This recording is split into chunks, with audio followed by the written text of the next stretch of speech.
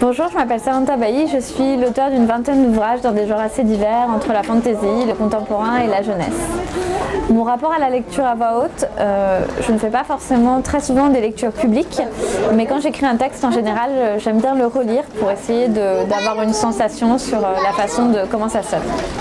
J'assiste à la vague de renouvellement.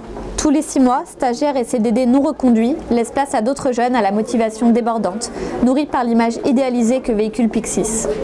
Je me revois au mois de septembre, pétri d'espoir, ébloui par les cadeaux offerts par l'entreprise, l'accès illimité à la salle de sport, les open space qui donnent l'impression de travailler dans une chambre géante d'adolescents.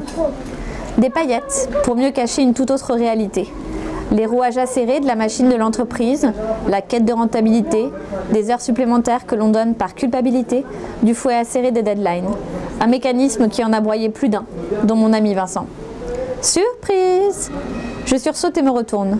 Alix vient de sortir du frigo un plateau couvert de cupcakes multicolores, surmonté de bougies. Joyeux anniversaire, Off! Alix, mais c'est trop gentil! Elle passe une main gênée dans sa courte chevelure teinte en rouge. Bah quand même, il fallait marquer le coup. C'est Sidonie qui les a fait. Elle voulait venir, mais on lui a collé un meeting de dernière minute. Je reconnais bien là la supérieure d'Alix.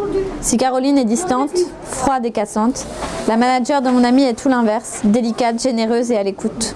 Son congé maternité est la fenêtre qui a permis à Alix de rester à l'édito, où elle s'occupe désormais de la production de mangas français.